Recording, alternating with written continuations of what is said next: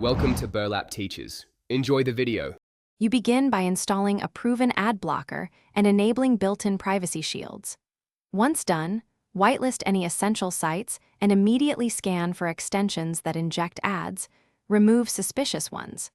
Make sure to clear cookies and local storage for sites that persist ads. You'll also create a short list of priority sites to focus on, because targeted rules are faster to tune than global blacklists. This sets a firm foundation so the next steps change the behavior, not just the appearance.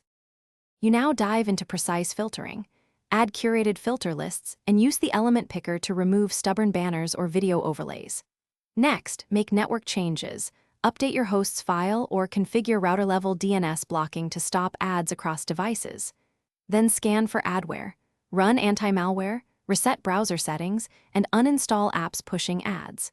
Make sure to test pages after each change so you can isolate what worked. This incremental approach prevents overblocking and keeps essential site features functional.